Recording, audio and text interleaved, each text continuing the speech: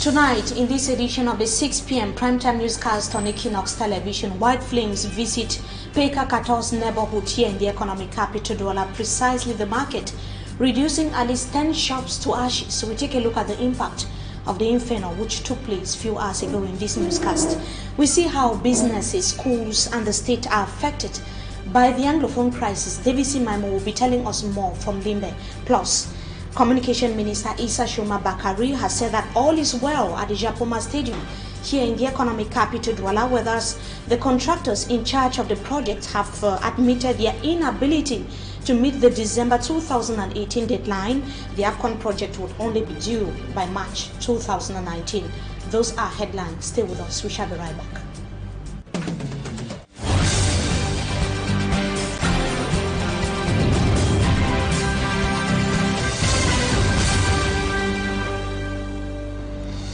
Good evening to you, ladies and gentlemen. We thank you for joining us in this edition of the 6 p.m. primetime newscast on Equinoxe television. Let's begin right over here in the economic capital Douala with the fire incident that affected several shops at Peka Katos, that is a market in Douala. White flames engulfed another market in the city of Douala. More than 10 shops were ravaged by the flames, as Babla Jonathan tells us in the following report. Inhabitants of Peka Katos in the Douala 3 subdivision and traders gathering the leftover of a devastating fire outbreak.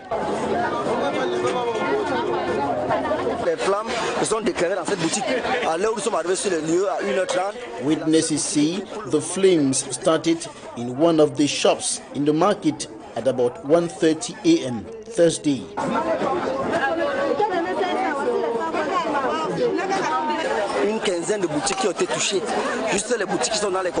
Over 15 shops have been ravaged by the flames. Rescue soldiers who got to the market more than 30 minutes after the fire outbreak had to battle hard to stop the flames from spreading further to other parts of the market.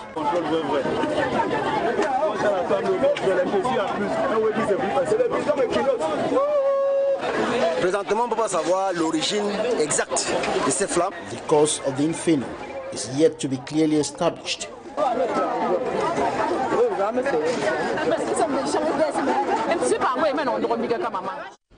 We now take you to the northwest region of Cameroun, where the governor has said that guns, bullets, panels, bikes, phones and other weapons and gadgets were seized from what he called terrorists in the northwest region of Cameroun. Governor Adolphe Lafrique said that it followed series of military interventions in Bello, Boyo Division and Balinyonga in Mezam Division of the northwest region of Cameroun. The operation led by the commander of the 5th Military Region, Brigadier General Aga Robinson, was to put an end to what the governor described as terror and disorder observed in the entire region.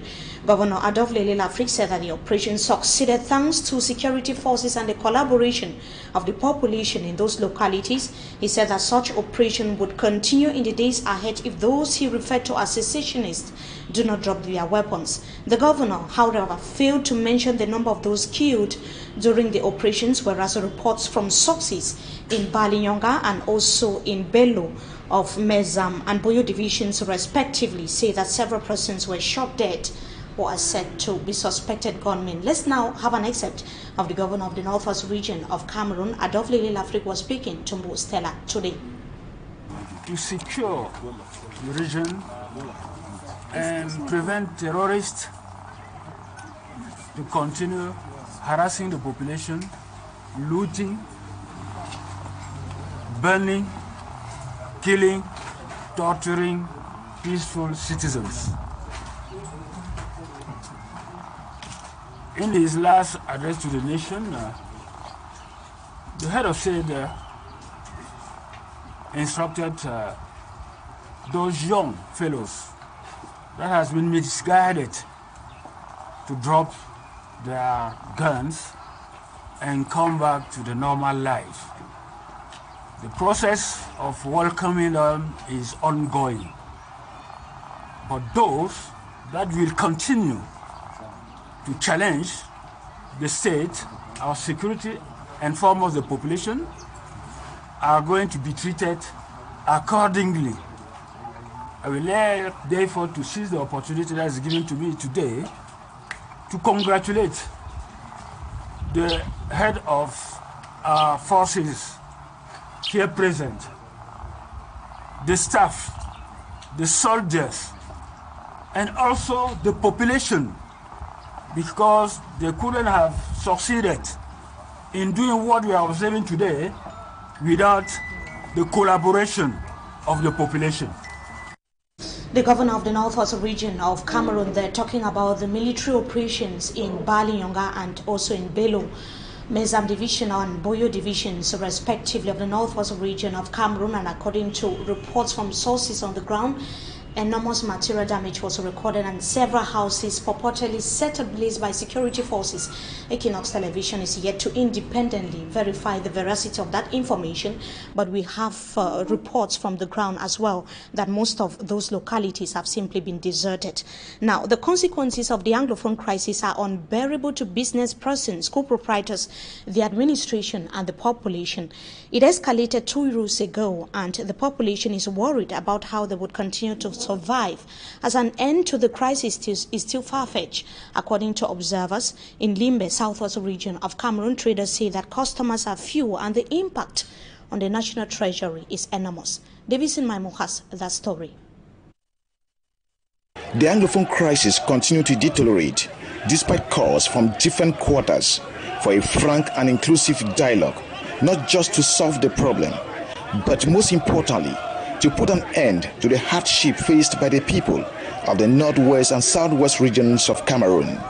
Already, our neighbors in Pamol, they have not received salary. The citizens' activities have been closed in the Indian division, and they are gradually closing in Kupe Maninguba, which is Tombel Estate.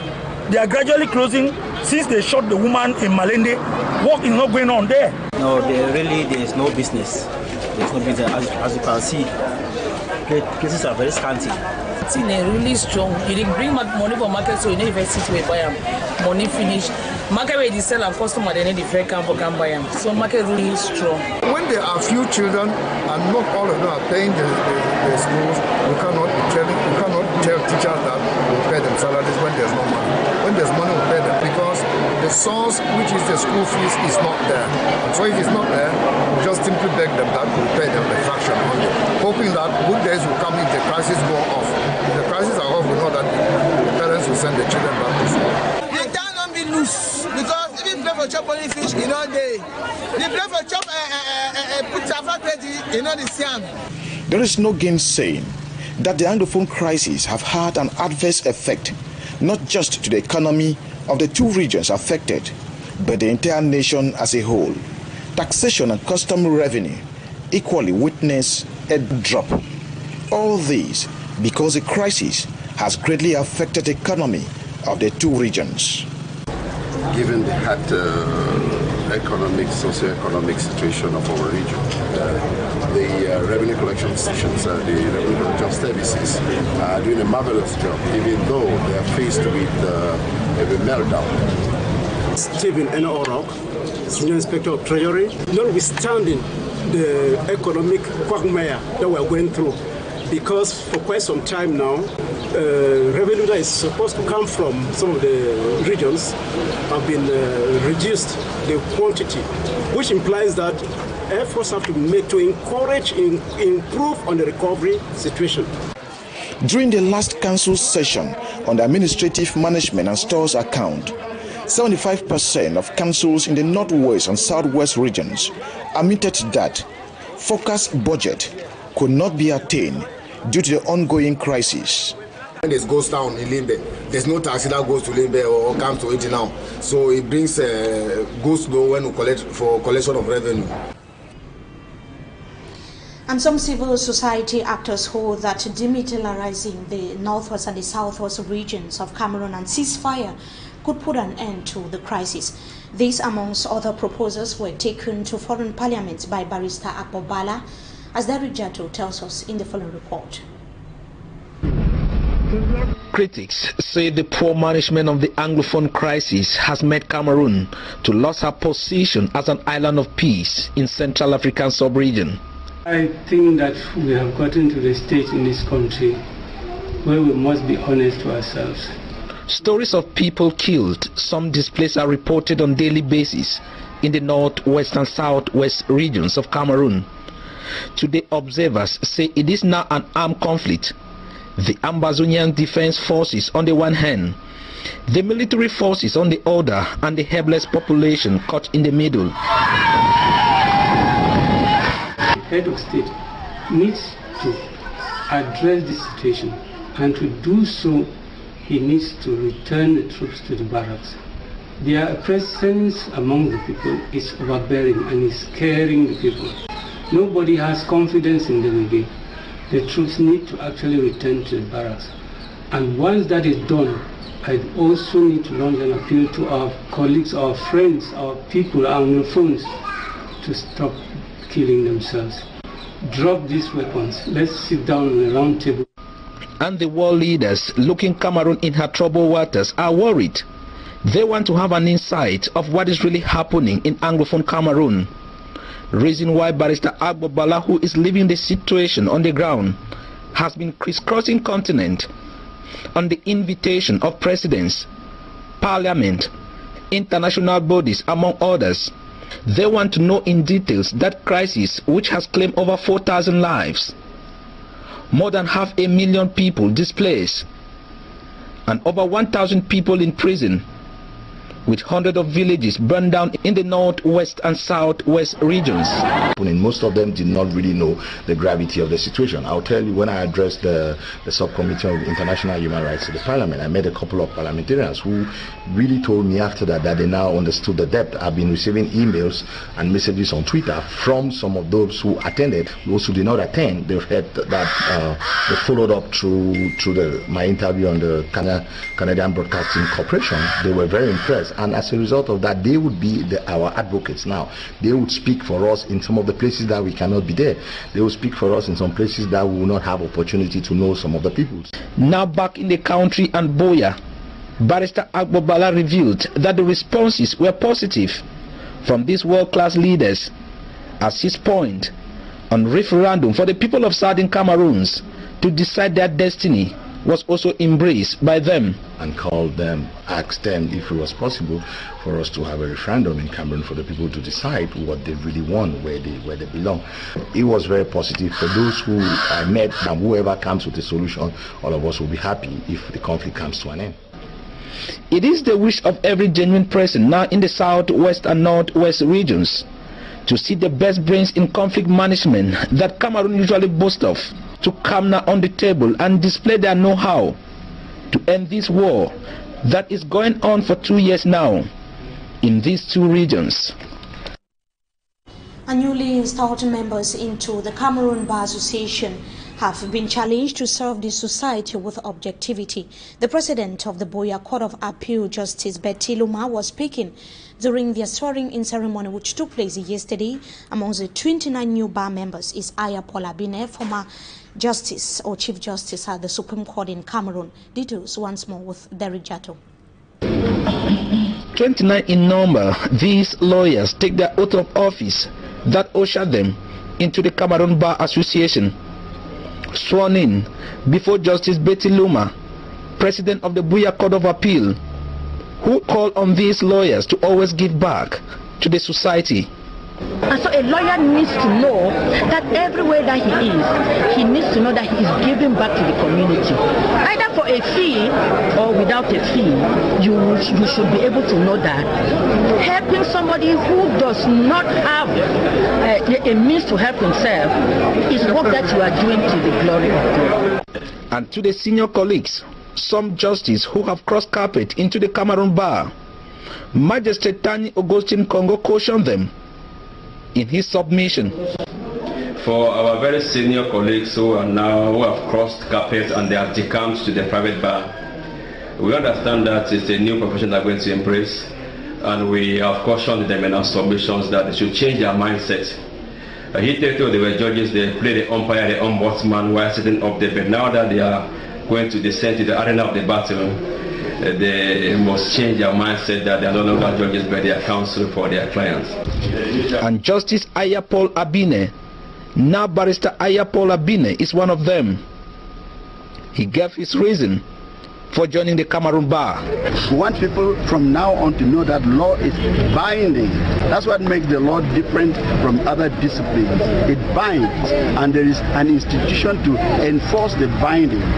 So we have to advance the cause of the law. That is my main aim in joining the bar. Welcoming the newly sworn in Senior Barrister Eba Toko Justice, member of the Cameroon Bar Council, called on these lawyers to always play their role as pillars of the society. They must call themselves as lawyers that the society wants them to be. Because lawyers are the pillars of the society, they must be that example. And being that example, the society also must respect the lawyers. And leaders of the Social Democratic Front Party have promised to bring back the popularity and fame that the party enjoyed in the 90s after the dismal performance it recorded during the just ended 7th of October presidential election in Cameroon. They made the commitment in a press conference organized by the party's scribe that was in Yaoundé yesterday. Informi Armstrong Sander tells us more. The Social Democratic Front, as their party, thinks that time is over crying over spilled milk. The SDF party, will still position itself as the leading opposition party in Cameroon, believes that time has come to remobilize energy for future electoral battles. To make this possible, the Social Democratic Front SDF party apologizes to militants and sympathizers for its poor performance in the October 7 presidential election. Our performance was below standard. We admit it and share the disappointment of our many members who for nearly 3 decades have unconditionally been faithful and committed to our ideals. Ladies and gentlemen of the press, allow me here on behalf of our party and the National Executive Committee to apologize to the millions of Cameroonians who have always believed in the SDF for this poor performance during the presidential election. Within this context, the SDF party authorities have promised the comeback of the new SDF party.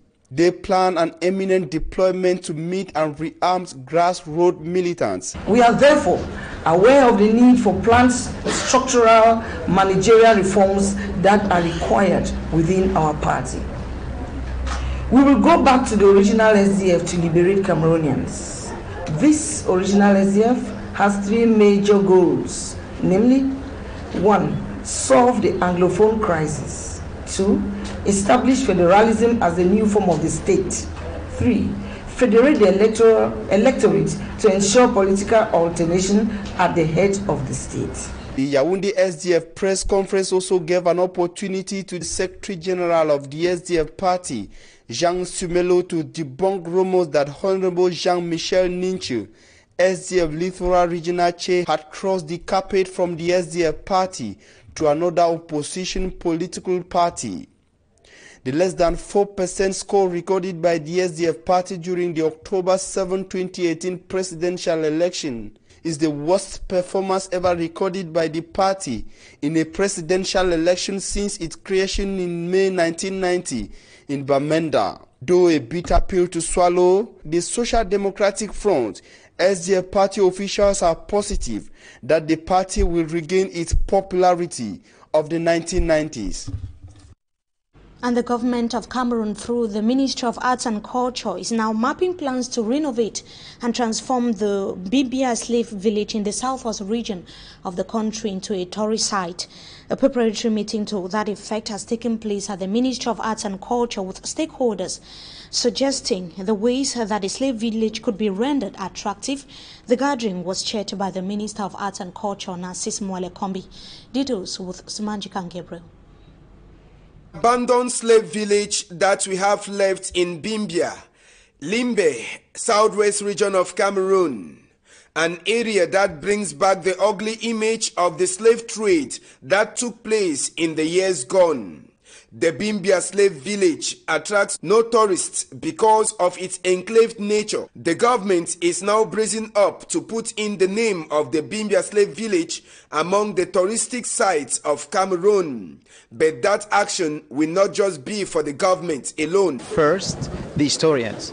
The historians have to tell us what will be the pertinent discourse, what will be the pertinent thing that they would like we put in the touristic offer we are going to do for the site. With the valorization of the abandoned slave village, it will serve as a cultural, social, memorial and economic platform. For this to be realized, finance must be made available. What we will need is fundraising, because now we need a big investment. To do all this, we need money. And we will try to think about the procedures, the fund raising system we have to put in place to get together the fund necessary to do all this work. The move taken by the government through the Ministry of Arts and Culture is expected to be respected by all. Bimbia, that is located at the Atlantic coast of Limbe, will in the days ahead be a crowd puller to visitors, both national and international. We now talk sports in this edition of the 6 p.m. newscast on Equinoxe television as days boil down to the 2019 AFCON Games. Cameroonian authorities are mounting pressure on the companies charged with the construction or rehabilitation of stadia that would welcome encounters, training sessions of the Continental Jamboree. The Minister of Communication, Issa Shurma Bakari, and some experts were inspecting the ongoing construction works and installations at the Japoma Sports Complex and the Omi Sports Stadium here in the city of Douala today. The minister and experts paid more attention to the facilities and installations that would facilitate the live coverage of encounters by the state media, CRTV, and other media outlets. For better understanding on how the inspection visit went, the Minister of Communication, Issa Shurma Bakari, and the Sports Complex or the Japoma Sports Complex project manager Bosford Zeki spoke to Equinoxe television. Let's hear them in the following excerpt.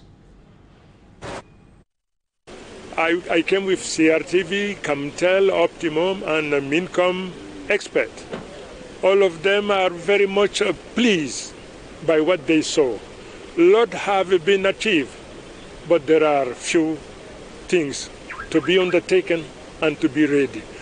But the satisfaction will be completed when after the general rehearsal, which has to take place maybe at the beginning of March or April, the general rehearsal will reveal the perfection or the shortcomings here and there.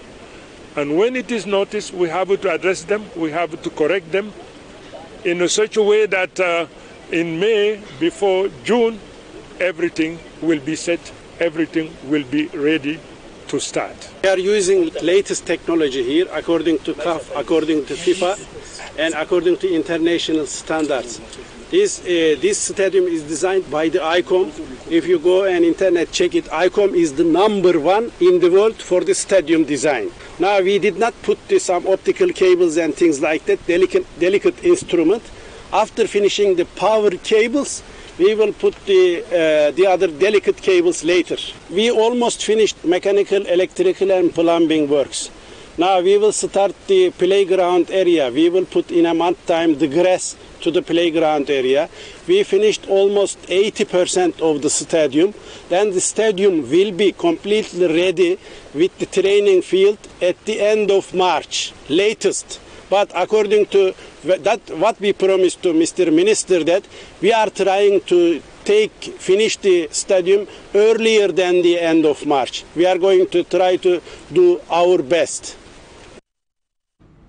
And we continue in sports. This time we talk about the hopes of the under-17 Lionesses of Cameroon qualifying for the second round of the FIFA-organized tournament that has been dashed away. The under-17 Lionesses were booted out of the tournament after failing to secure a win against defending champions Korea in their final group match. Details with Smanjikan Gabriel. This was the goal that sent packing the under-17 Lionesses from the FIFA Women's World Cup ongoing in Uruguay.